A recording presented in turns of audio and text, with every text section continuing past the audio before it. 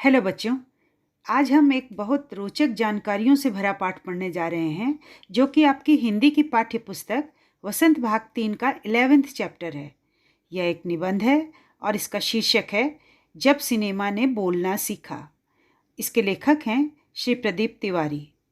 बच्चों, इस पाठ में बताया गया है कि भारत में 14 मार्च 1931 को पहली बार ऐसी फिल्म सिनेमा घर में लगी जिसमें ध्वनि थी या आवाज़ थी, अर्थात जो फिल्म बोलती थी। इससे पहले जितनी भी फिल्में बनती थी वो मूक थी, उनमें आवाज़ नहीं होती थी। यानी हम कलाकारों को सिर्फ देख सकते थे और उनकी आवाज़ नहीं सुन सकते थे, उनका सिर्फ हम अभिनय देख सकते थे। यह पहली सवाक फिल्म थी। सवाक यानी जिसमें ध्वनि थी, जो आवाज़ के साथ थी।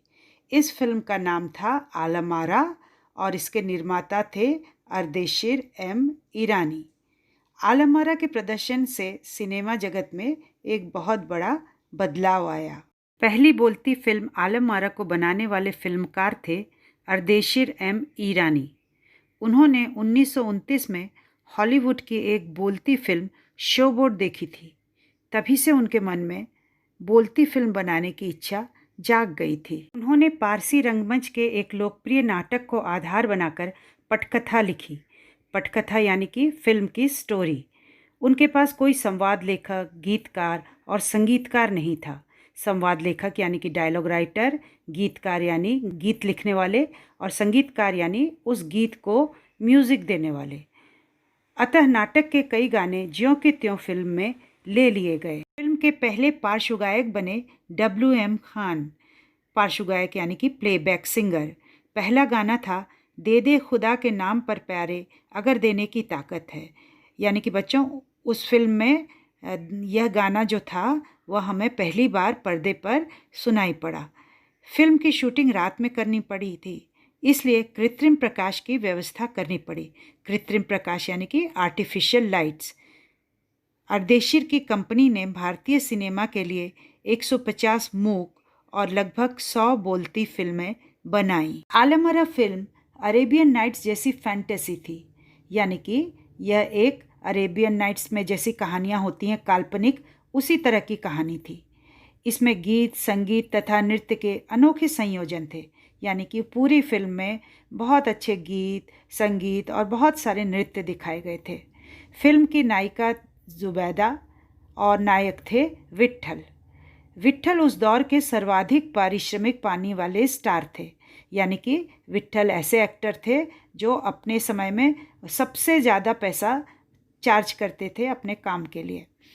विट्ठल को उर्दू बोलने में मुश्किल आ रही थी, अतः उनकी जगह महबूब को नायक बनाया गया। इस पर विट्ठल ने मुकदमा कर दिया। उनका मुकदमा मोहम्मद अली जिन्ना ने लड़ा। उनके कारण विट्ठल मुकदमा जीत गए और पहली बोलती फिल्म के नायक बने।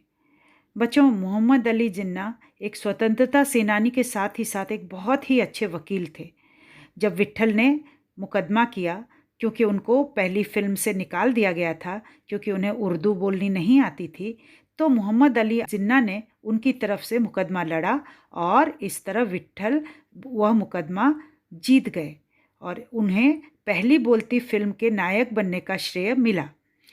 विट्ठल बाद में मराठी और हिंदी फिल्मों में लंबे समय तक एक्टिंग करते रहे, नायक बने और स्टंटमैन के रूप में भी वो सक्रिय रहे। आलमारा में सोहराब मोदी, पृथ्वीराज कपूर, याकूब और जगदीश सेठी जैसे अभिनेता भी थे। यानी कि बच्चों, अपने समय के फेमस एक्टर्स, प्रमुख कलाकारों ने भी इस फिल्म में अपना अभिनय किया था। यह फिल्म 14 मार्च 1931 को मुंबई के मैजेस्टिक सिनेमा में प्रदर्शित हुई। यह फिल्म 8 सप्ताह तक हाउसफुल चली। यह फिल्म 10,000 फुट लंबी थी। यानी कि इस फिल्म की रील जो थी वह 10,000 फुट तक लंबी थी। इसे 4 महीनों की कड़ी मेहनत से तैयार किया गया था। अन्य सामाजिक विषयों पर भी सवाक फिल्में बननी शुरू हुई।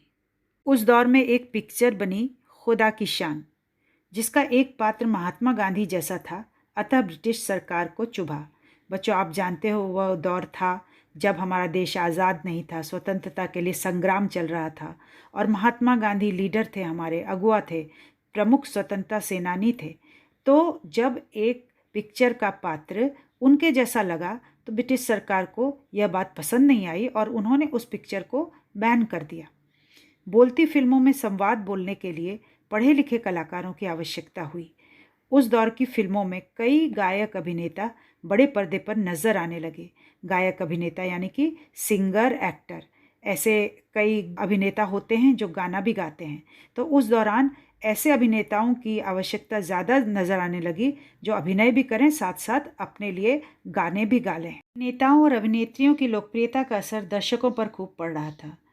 बच्चों, यह हर युग में होता है। आज भी आप देखो, जो फेमस एक्टर्स हैं, आपके पसंदीदा जो हीरो हैं, हीरोइंस हैं, लोग क्या करते हैं, उनके हाव भाव की, उनके पहने कपड़ों की या उनके बोले गए डायलॉग्स की कॉपी करने की कोशिश करते हैं। तो इस तरह फिल्में हमेशा से समाज के लोगों पर असर डालती आई हैं। और माधुरी फिल्म की नायिका सुलोचना का हेयर स्टाइल उस दौर की औरतों में खूब लोकप्रिय हुआ। तो इसी तरह एक फ़िल्म आई माधुरी, जिसकी हीरोइन थी सुलोचना। तो उन्होंने जिस तरह का हेयर स्टाइल किया, उस समय की अधिकतर औरतें चाहती थीं कि वे भी उसी तरह का हेयर स्टाइल बनाएं जैसा कि सुलोचना ने माधुरी फिल्म में किया था। आलम आरा फिल्म सिर्फ भारत में ही नहीं पसंद की गई, भारत में तो यह हिट फिल्म थी ही, इसके अलावा श्रीलंका, बर्मा तथा पश्चिम एशिया में भी इसे काफ़ी पसंद किया गया। तो बच्चों, ये था जब सिनेमा ने बोलना सीखा पाठ का सारांश। अब आप विस्तार से यह पाठ अपनी पाठ्यपुस्तक में पढ़िए और भारतीय सिनेमा के बारे में जानकारी हासिल कीजिए। Thank you.